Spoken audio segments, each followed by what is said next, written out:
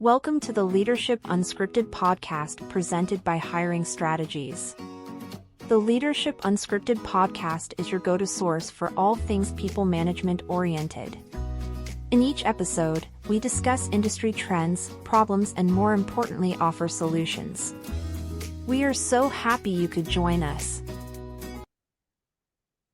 Hello, everyone. I am Kim Leifson with Hiring Strategies, where we teach organizations how to attract, engage, and keep top-performing employees. And leadership is one of those key things that attracts candidates to your organization. Leadership is responsible for engaging employees once you have them.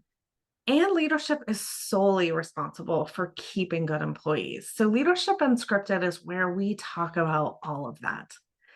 Today, I am super excited to have my friend and former colleague. We actually, she was a client of mine many years ago. We're not going to talk about how long ago that was, Paige. But now Paige is a CEO of Paige Mead Recruiting, which is really well known for their expertise in the dental industry. Paige has been doing recruiting and been in this industry for over 25 years. And it's her extensive network and her deep understanding of the dental industry that really have positioned her as a trusted ally for both startups and established companies alike, which makes her absolutely instrumental in shaping the dental industry's talent pool. So I wanted to pick her brain a little bit today about what she sees, what we're going to talk about, what we see in organizations around things that leaders are doing with the absolute best of intent, that they think they're doing these things to, increase results, to motivate their people, to get better outcomes in their organizations. But really what's happening is they're getting in their own way, and it's causing them to lose trust with their employees and create cultures that even sabotage some of those goals. So Paige, welcome. How are you doing today? Yeah, I'm doing great. It's nice to see you. You too. So tell me, let's just jump right in. What are some things that you see that leaders are doing that impact their ability to attract, engage, and keep good people? Thank you. It's such an interesting topic. And I'm so pleased to be invited to have this conversation with you. So thank you, Kim. Of course. In the space that I work, I very often am talking with company leaders who have had a product, a service, something that has been held tightly in their hands, and now they're going to create a company around it. And I think most of the things that I see kind of come from that framework. So I don't know, do you want me to make you a list? Do you just want me to dive into one at a time, or go for it? Let's okay. talk about one. What I really want to go deep on is, what are those things that they're doing? But I also want to talk about how can they solve that problem? Let's talk about the answers to creating the opposite, which is an environment that's engaging and attracting the good people. So yes, I want to hear about what is the problem, but let's work on a solution too, because I think with our experience inside lots of different, we have kind of a unique, I think, opportunity because we're inside lots of different kinds of organizations. And so we see what's working and what's not working. So I want to talk about those solutions as well. Okay. That's really good. And maybe just to kind of give your listeners a little bit more background on what I do while I'm in the dental industry. I'm not actually clinically recruiting. So I don't place doctors. I don't place hygienists and dental assistants. What I do is I work with the companies that are on the other side of the fence, making all of the products and services that clinical dentistry will use in their everyday operations. So my clients are manufacturers and distributors of all those products and services. So, the example that I kind of started before about a CEO that will be taking the product that they've always had in their own hands, and they need to be entrusting their teams to manage it, but they can't get their fingers out of the business. So that's really one of the biggest ways that I see leaders getting in their own way is just hiring teams and people around them that have the right skills, but then not trusting them to actually do the things they were hired for. Sometimes that's because these creators, these company creators are oftentimes engineers, or they are in some way so close to the product it's a baby for them. And I So think you can apply this across departments too, with new ideas, with innovations, with any kind of thing. When you've got somebody who's used to cradling the baby, giving it to the team that they've hired to do the work they're supposed to do, but then taking it back and not being able to really let go. I think that's one of the biggest things that I see. yeah. How do you approach that when you see that? What sort of advice do you give them? What sort of coaching do you give them to encourage them to get outside of that? What success have you had? It's Well, hard. that really, oh my gosh. Oh my gosh. I do actually have a list of things we could go into. In fact, when you invited me to be part of this conversation with you, I texted a bunch of my favorite leaders, knowing that they would be honest with me about some of these things. So I actually have a little list we can get into. Love it. Um, but when I'm in that situation, and I am quite frequently, um, the coaching that I give to these leaders is trust is a muscle. Mm, Trust is a muscle.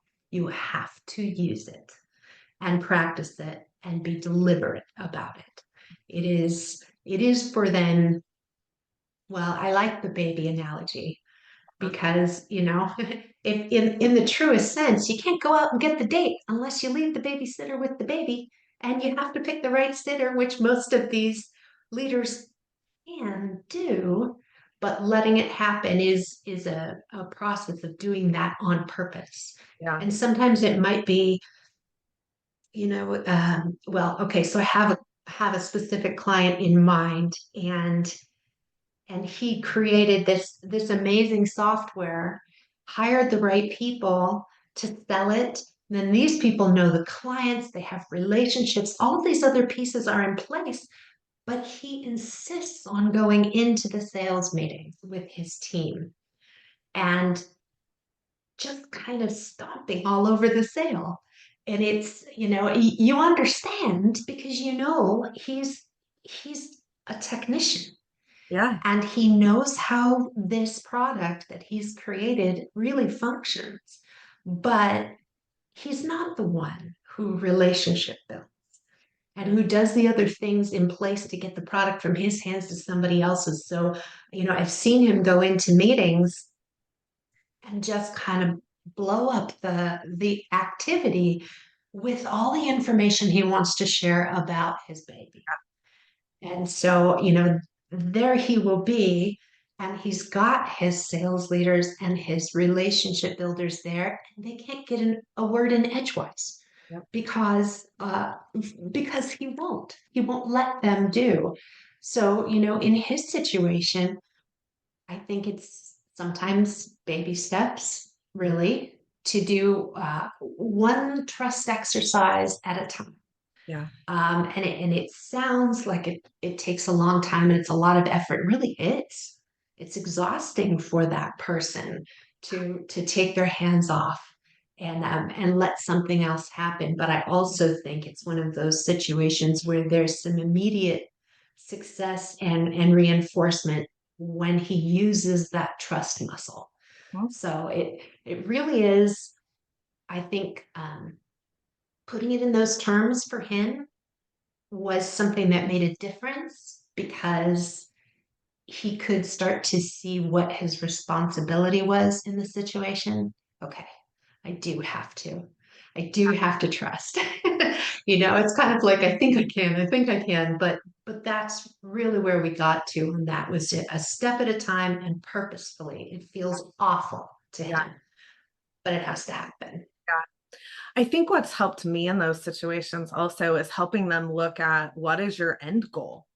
Like, what do you want to happen? What is the ultimate expectation? And by you doing X, that's getting in the way of that occurring. I have a client as well who has been calling me for 10 years. I'm not kidding. 10 years, because he wants to hire somebody who's going to succeed him. He wants to retire. He wants someone to take over his business. And similar situation, when you hire someone to be an entrepreneur, because this is a small financial services organization. When you hire someone to take over an entrepreneurial organization like that, they have to be extremely independent, right? They have to be flexible. And when he hires someone to come in and do this, he wants them to follow his process. Yeah. He wants them to follow it because they're his clients. It's his baby, right? The baby analogy is a great analogy, Paige. And he can't let go of the fact that this person could come in and do just as good a job. They just might not do it his way. And he has probably gone through 5 or 6 people over the last 10 years who he wanted to pass this business on to. And so I've had to remind him multiple times, what's your end goal? To get out of the business, right? And get out of the business.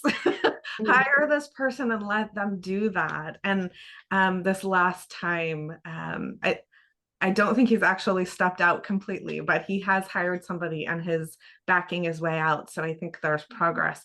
But yeah, absolutely. The baby thing it's a difficult one because it's really uncomfortable. And you've put so much of your energy and life and effort into this that you want to see it succeed. Yeah. Yeah, you can understand the challenge at the same time as you can see what a roadblock it is. And Absolutely. I think too, this is probably among my clients the biggest of the can't get out of their own way issues, because it causes more than just frustration with their people. If they want to grow professionally and you've got a leader who won't take their hands out of the business or let them do what they're supposed to do, they have no choice but to leave in order to keep growing, because the ceiling's down, they're tamped down. You can only do so much. And I think, Yep.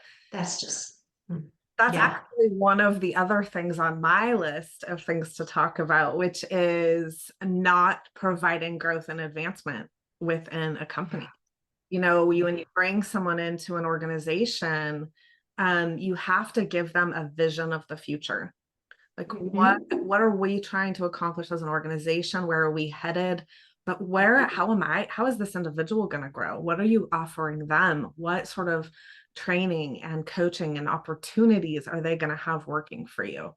I think when you don't provide that, it really makes employees feel like they're stagnant, and then they've got to go somewhere else to figure that out.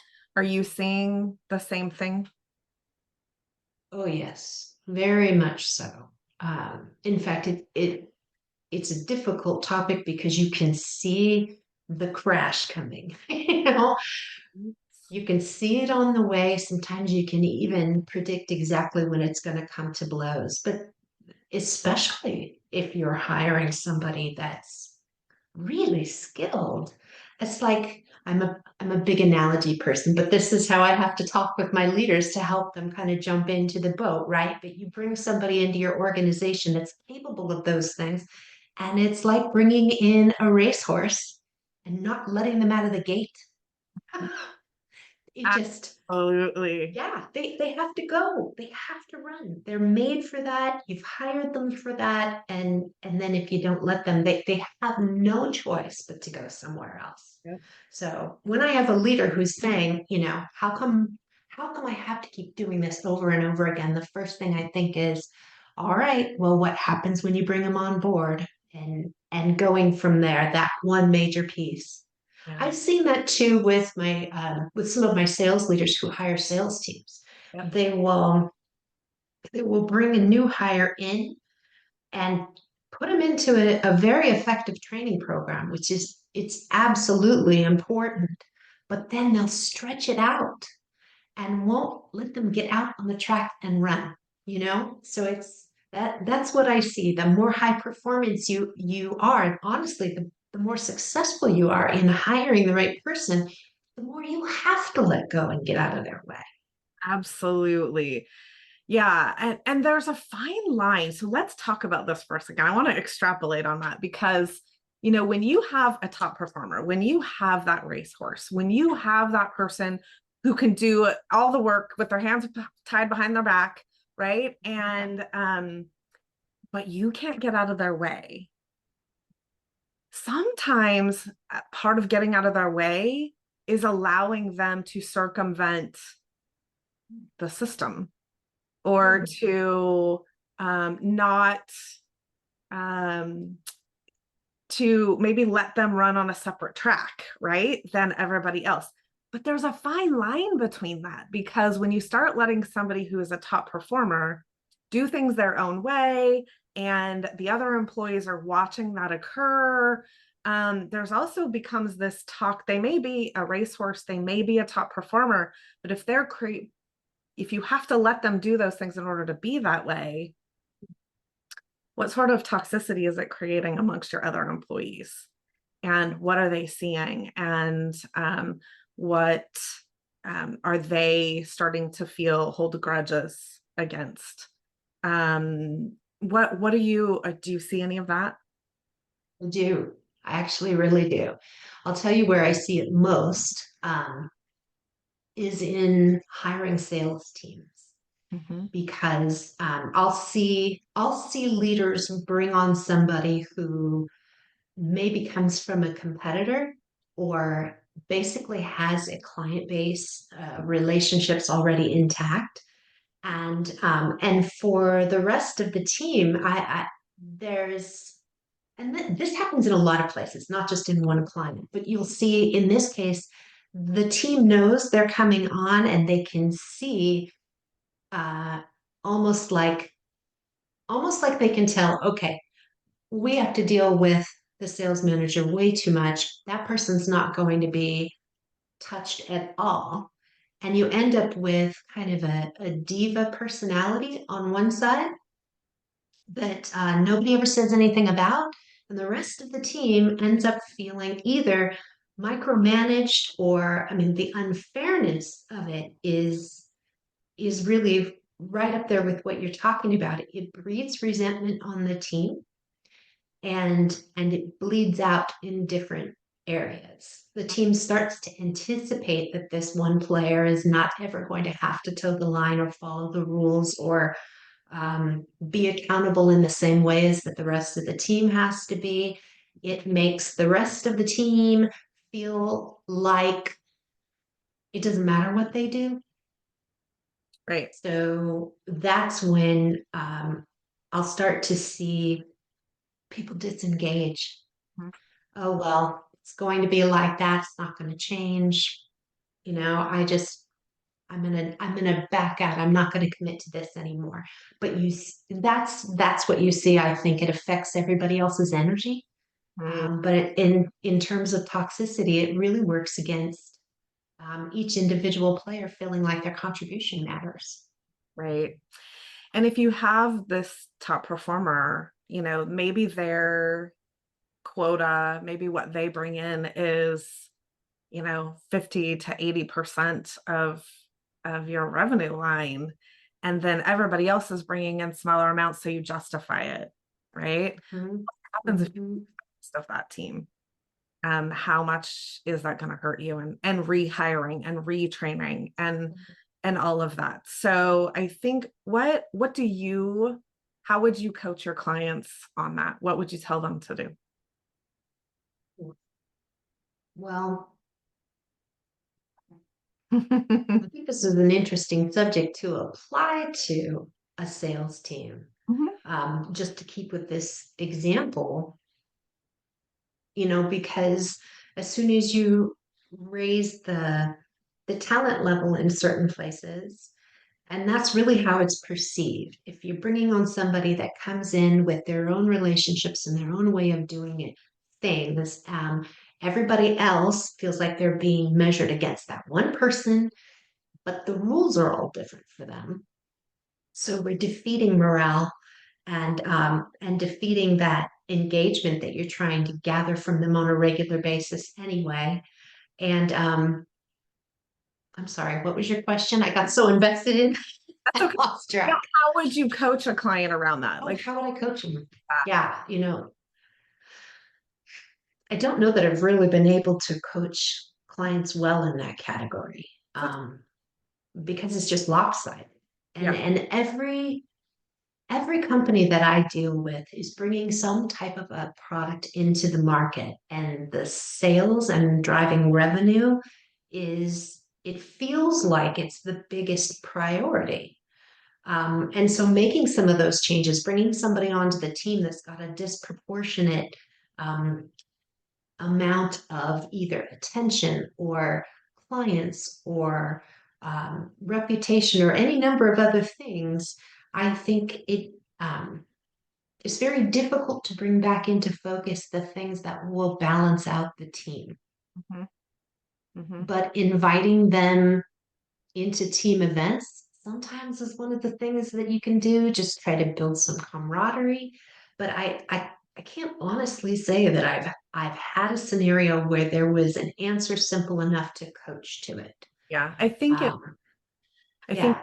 situational, but I also think Hmm. as much as possible, setting expectations before you bring that person on board and communicating with both sides, right? With the individual you're bringing on board and saying, hey, listen, this is what this is going to do inside my organization. And these are your teammates. And right, setting that expectation for the collaboration and the camaraderie. And if that's what you want, right? The key is knowing what you want, being able to define the expectation and the culture, and then setting that up ahead of time rather than letting it happen accidentally or organically. By saying, okay, are we going to have individual salespeople who don't interact and don't collaborate, and they're going to do their own thing, and they're strictly rewarded based on what they bring in? Okay, then you're setting the expectation, right? Or are we a collaborator? Are we a relationship builder? And here's the expectations. And you coming in, Mr. Hot, hot to trot guy or gal, then maybe we need to change the way we're currently doing it to meet the new person coming in. I don't know why it hasn't occurred to me, but the pre-coaching in that situation sounds like it would be much more effective than after the fact. For sure. I think it's But always, for me, it's defining expectations is half the battle, right? If you don't define the expectation up front, then what happens is everybody comes in with their own perspectives and their own learning, and it's all different because we all have different references. And so we look at that and we put our own emotion into it, or we don't put any emotion into it, right? And both of those can be good and both of those can be bad. And so if we define it up front and say, here's what has to occur, here's how things are different, what are we going to do about that, and which direction do we want it to go moving forward, then we can set that expectation and make some changes ahead of time. Has been my coaching in the past, but it is situational, and you really do have to look at who it is you're bringing in, and maybe they will only come in under certain circumstances. And so are you willing? But if you're willing to do that for one, your opportunity for the others has to be the same. Otherwise, they don't have to have, I think there's some misconception about what we provide employees and how everything has to be exactly the same. I don't think that's true. I think what we provide them has to meet their needs and their expectations. And so if one person needs something to be successful, then that person should get that one thing to be successful. And so it doesn't have to be necessarily equal. It has to be, how do we set this person up? And if the other person needs that same thing to be successful, then they should receive that as well. But if they don't, then you have to decide, is that, what's our structure, and what are our expectations? I think that if you have the expectation set, then that makes that a whole lot easier to determine. You're giving me a lot of ideas. So I'm sitting here thinking, okay, I have to go have a few of these conversations on the other side of this. Good. Because you're absolutely right. I think people can handle a whole lot. They can work hard, they can do a lot, but when things seem unfair on the team, that's like the death knell, Yep. Very I interesting. think one of the other things that gets in the way for leaders, and tell me if you see this, is not being transparent. It's not sharing, okay, here's what I'm struggling with. Here's what the organization is struggling with. There's all these secrets. This person gets this package, but nobody knows what's really in it. And this person gets this, nobody knows what's really in it. Well, if you have to keep it a secret, there's a reason you're keeping it a secret, because something's not equal, or something's not fair, or something's not on the up and up, right? Whereas if we can be transparent and explain in the situation, this person needs this for this reason. And if you need that, I'm willing to provide that for you.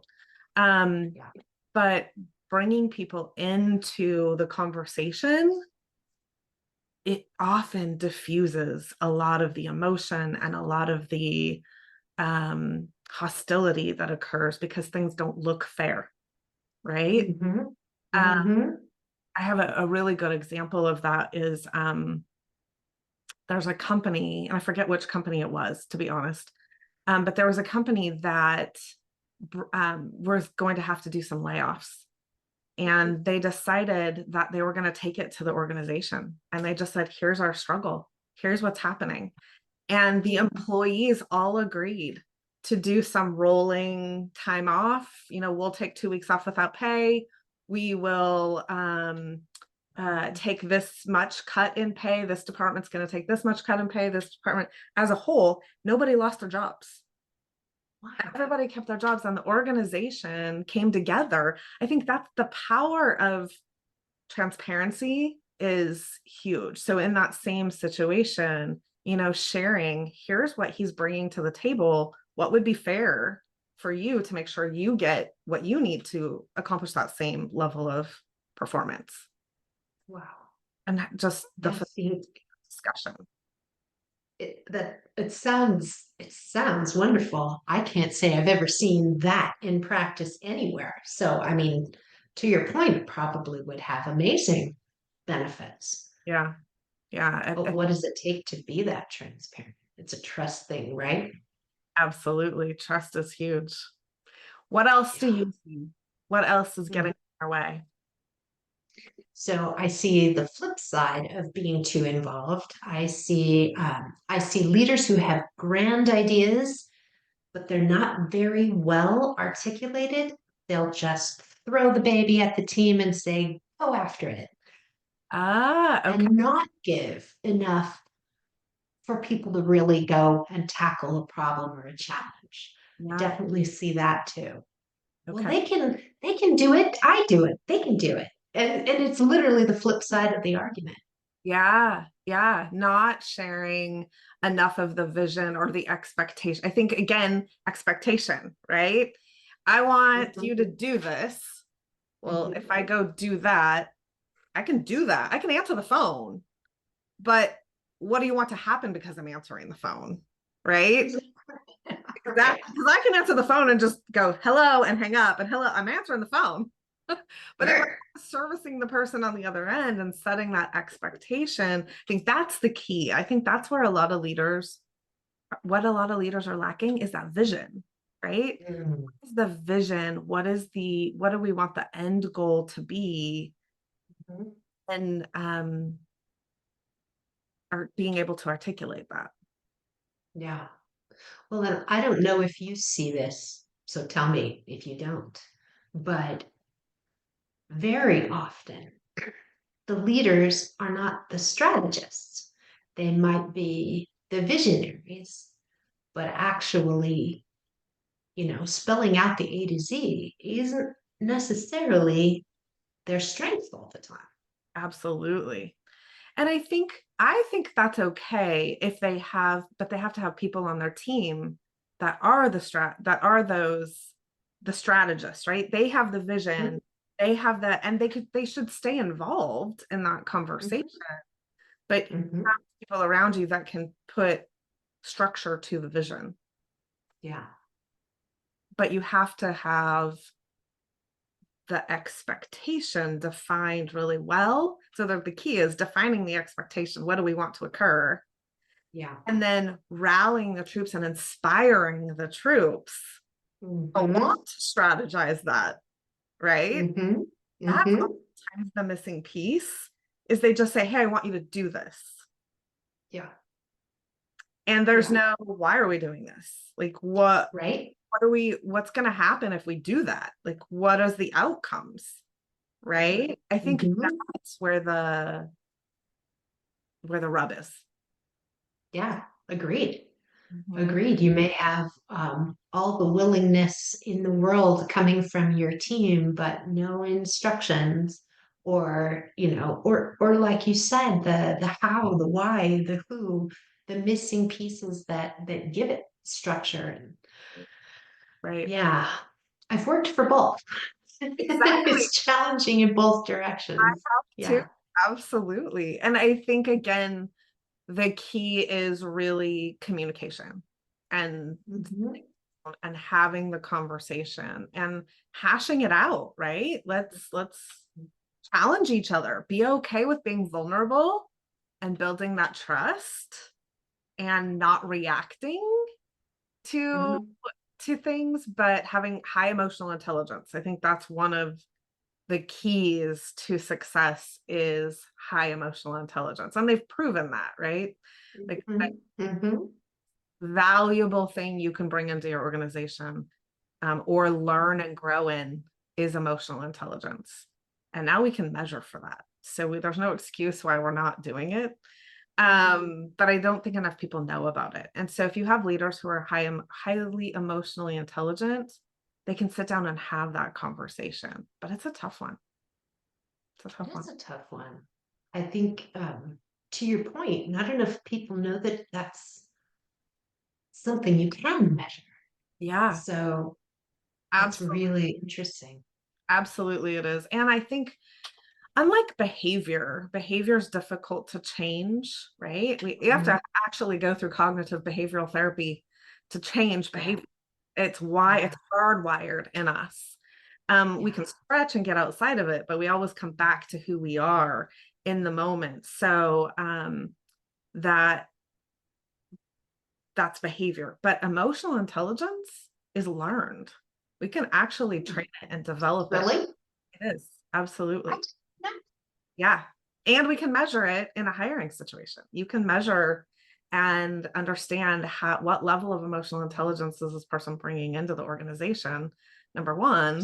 And number two, if you need them because maybe they're bringing a book of business, or they are um, they have a skill that you can't find in the Yeah, marketplace, right? You're familiar right. with that. Sometimes we have to hire this individual, but if they're low on emotional intelligence, it's trainable. So as long as you're Mm. investing in that training and development, they'll probably be okay. But if you're not investing in that training and development and you know they have low emotional intelligence, it's likely going to cause chaos. So yeah, but we're off on a tangent. Let's go back to, Well, it's a great tangent, though. I mean, because I did not know it was trainable. yeah, it's And learn. so, I mean, that's like an aha moment for me. I think I just thought it was you have it or you don't have it. Nope, it's actually learnable. Wow, wow, wow. All right. Well, there are a lot of things that I have to unpack about that. Anybody else listening is interested, I have contacts that do that training. So let me know and I can connect you with those individuals. But yeah, Well, go ahead. we'll put it on the show notes, right? Right, right. What else do you see that Yeah. gets I see leaders who say what behaviors they want, but don't model them themselves. That's a big challenge. that's a huge challenge. And I think where do you think that comes from and how do you coach it? Hmm. I mean, It's no, a really tough one to coach. right. Do you think that they um are doing it blatantly, or are they doing it because they don't know they're doing it, or is it all of the above? Yeah, I've seen both. People who do it unknowingly and people who will just say, well, you know, it's not my job, so I want you to go do it and I want you to do it this way, but it doesn't apply to me. Because I I'm the owner, I get to do whatever I want, right? That's a great one. Yeah, that's definitely something that I've seen.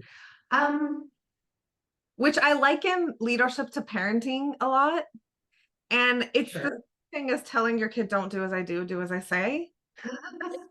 Like if you've been Hmm.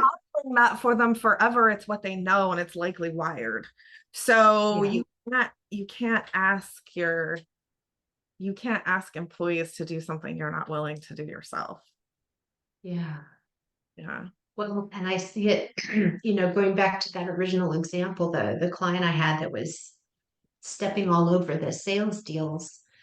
Um, I think that inherent in that, do what I tell you to do, but not what I'm doing is really also the same following it up with getting in the way part. I mean, I don't honestly think I can come up with a situation where there's a leader I work with who is blatantly doing the do as I say, not as I do thing. I think it's more often just a lack of awareness. Do you have the right people around you telling you the things you need versus just yes people? Or that's another one of the challenges though that we spill into, leaders who surround themselves with people who won't challenge them is definitely a way of getting in their own way. But I do see that in combination with the do what I'm telling you to do, but not what I'm doing kind of thing. But I think you're right. And that's super complicated, right? You touched on a number of things. You touched on their lack of awareness. You Mhm. touched on them surrounding themselves with yes people. Mm, Touched on creating a safe environment where I can tell you that, yeah, right? that's a big one. And I think a lot of times leaders, that's why I wanted to have this discussion, because they're not aware that that those three things exist. Yeah. A lot Hmm. they don't understand, they're not self-aware of their own behaviors. They don't know how they're coming across and what they're portraying to their teams. Uh, and they don't want people to challenge them. They want people to do what they say when they say and how high on the way up, right? Hmm. Hmm. And then when they don't, they yell at them or they Right. punish them or they don't talk to them for a week or they right, and they Right. Right. that it's a way of, they may think it's a way of telling them they're displeased, but what they're really creating is this unsafe environment for them to change Yep. their own thoughts and growth. Yep. And huge. Yeah. Yeah. Just that, yeah, I didn't even see that I had touched on that, but you're entirely right. Creating a culture of fear of reprisal is just enough to stall out anybody. And if you can't tell your leader that they're freaking you out and it makes you afraid, and you can't get past it either. I definitely have had leaders in that boat. Mhm. Um, and I frequently see this with some of my international clients who come and launch in the United States, but they bring some cultural elements that aren't compatible in the US. And it makes sense that there is, the need for cultural sensitivity on one side, and at the same time, they're kind of going into a new environment, behaving in ways that nobody does over here in the US. And you want them to be successful, but unless they can set down some of the things that work over there, but not here, they're not going to be able to be successful no matter how great the product is, the service is.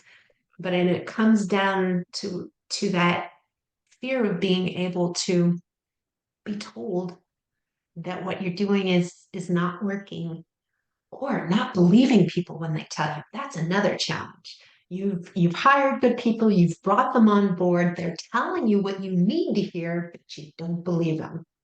Okay. That's my favorite one, is when clients do that to me. Oh, I bet you hear that all the time, huh? They're paying an expert who's been in this industry, and I'm sure it's not just me. I know it's not just me, but they're paying for this advice and this coaching, and then they're like, no, that's not right. That no, can't do that. Okay. I mean, if you want this outcome, something's gonna have to change. What's it gonna be? Mhm. So yeah, I think not trusting the experts, and when you hire a sales leader, when you hire a CFO, when you hire Mhm. a general manager, when you hire a dentist, right? Yeah. They're the expert. Right. They've been doing this a while. They know this industry. They know their stuff. Unless you're hiring a new hire, that's a whole different conversation. But like someone new to the field, then let them do their job. Trust them, because Mhm. if they're not successful, you're not successful, right? And so it is in their best interest to do what is right for you. Mhm. And so Yes, it really is. we have to get I out. think in some of the situations that I see when somebody has managed to hire really well, it and then if they don't get out of the person's way to get their job done, to do what they know they've been hired to do, I think the stakes are very, very high for that person too, because if they stay too long in an organization where they aren't getting used, they're missing a necessary component of their career. That growth step becomes harder and harder to take for them. So I think a lot is on the line, especially when you've had a good hire. Right. So yeah. Yeah. I see this a lot in organizations that are growing. Um, Mhm. we've started out as an entrepreneurial organization, and we're entrepreneurial, and we've been successful because we've been flexible, right? Because we don't have systems and processes. Able to adapt and move quickly, and it's made us successful. Mhm. That we're growing, Mhm. have systems, or we need systems, and we need processes for consistency and quality moving forward. Right. And they can't do it. They can't get out of that. But we've never had to do that before, and we've been fine. Yeah. Yeah, but you haven't had other people involved in the process that don't have your experience, that don't have your understanding. And so now we have to create this consistency and quality, and we need that. And so I've actually seen it stall organizations Oh yeah. because of that. Or HR. HR is a really, really good one right now, I think. Because organizations are struggling, I think, across the board Yeah. with talent management right now, because the employment economy has shifted significantly.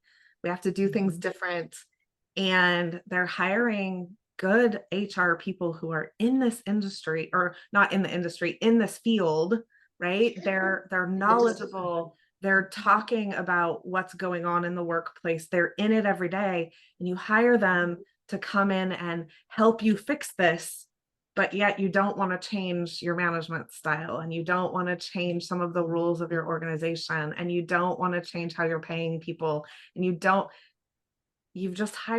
get out of their way and let them tell you what needs to be done so that you can be successful.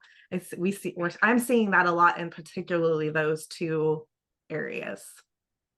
In HR, really? Mhm. That makes sense. I think it's one of the areas of the company where process is really more obvious. Yep. So I had that makes a lot of sense. as you just mentioned, it's a high stake for the individual too. So I just watched a talent acquisition leader for a large corporation walk away because she was not allowed to do her job. Yeah. This is a good one. I watched a safety leader who had saved the company over $1.3 million on workers' compensation fees, Yeah. saved them that much over the course of a couple of years. He ended up walking away because the leader was a micromanager. Yeah. So we have to get out of people's ways and let them do their job. I think that's a good one. What else? What other ones do you have from it? We have a couple minutes. So what are the really, really good ones? Yeah. Yeah. Let me think about, you know what, I'm gonna check my phone real quick and see because a lot of the messages are right here. I want to make sure I don't miss any of these great ones. Yeah. Hang on.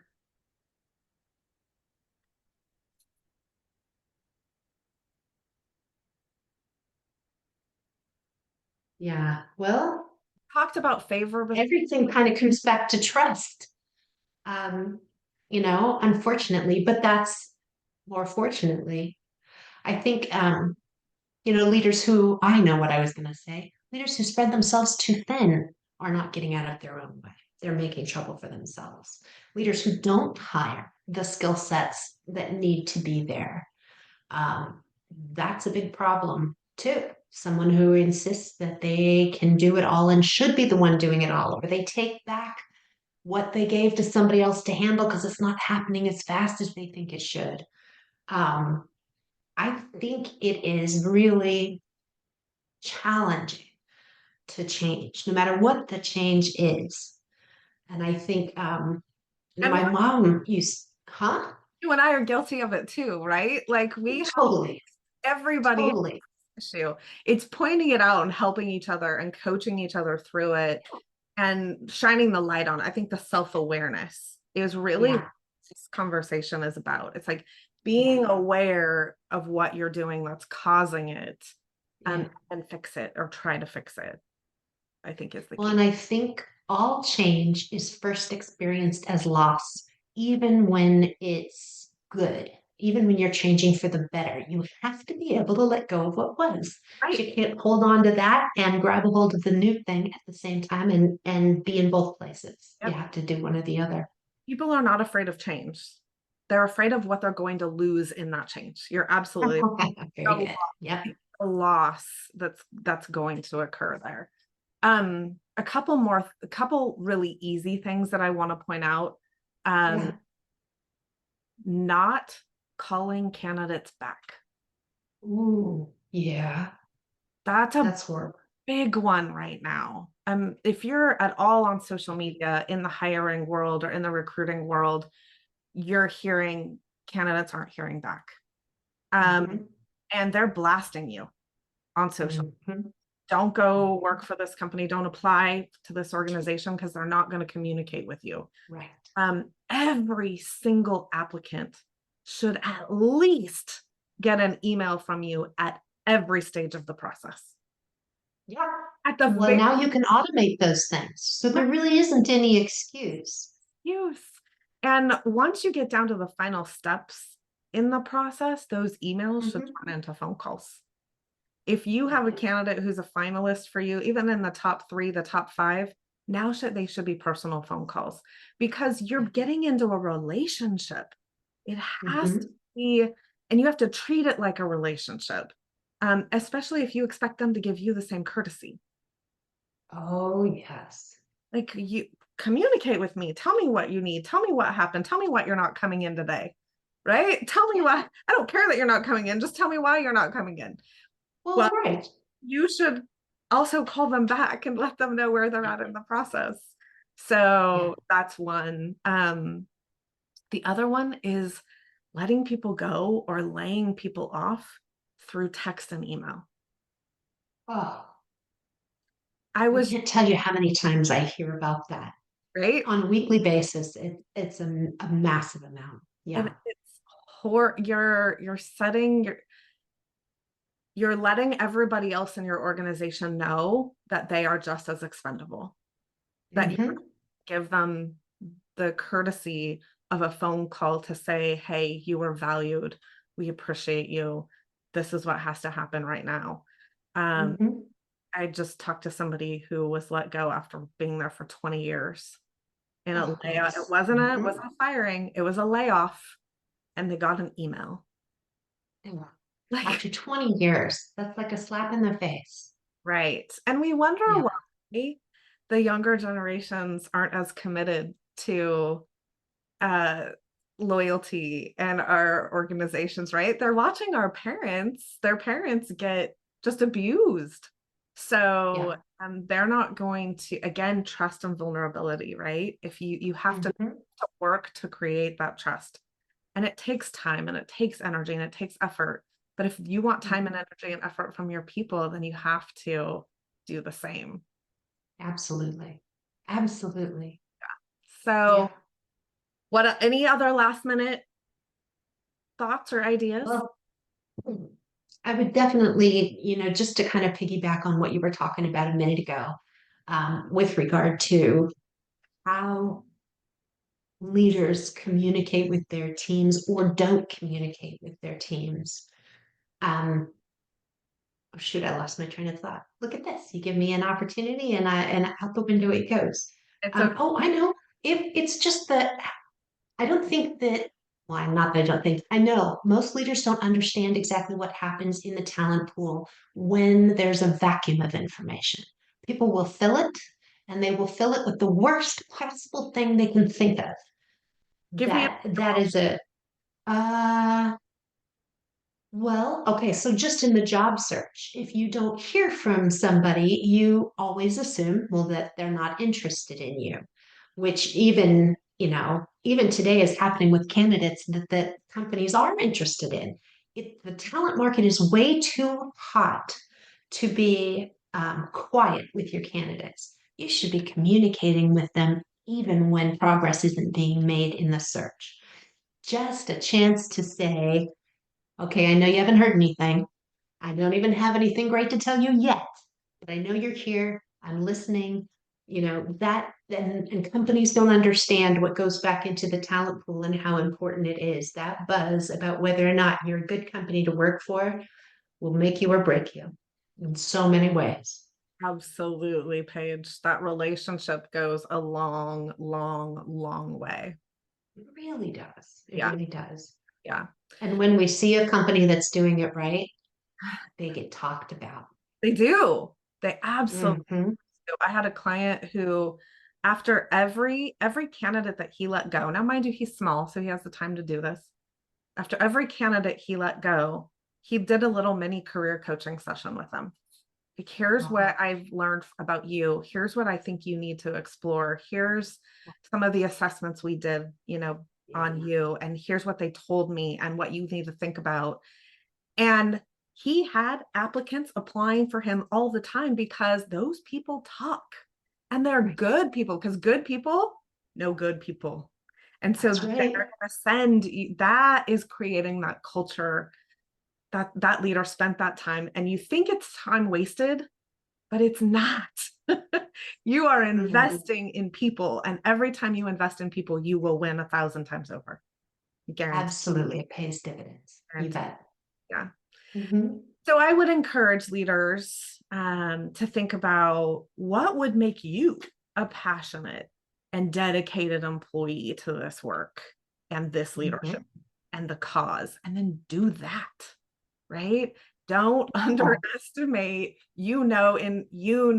most people know internally what the right thing to do is. And I think that right thing is the investment that needs to happen. So Mm-hmm. And for anybody who wants to level up their leadership, check out leapleadership.com. That is hiring strategies leadership program that we would love to talk to you about, but it can help build some of this from the ground up. So we'd love to chat. Paige, I love you. Thank you for being. I love you too. Excited that you were able to join me today. I love your expertise and your experience and your knowledge about the recruiting world and candidates and employees is astronomical. So thank you for being here. Thank you. It's been a pleasure to be here with you, and I am honored. Thanks a lot, Kim. Absolutely. Have a great rest of the day. All right, you too, hon. Okay, bye-bye.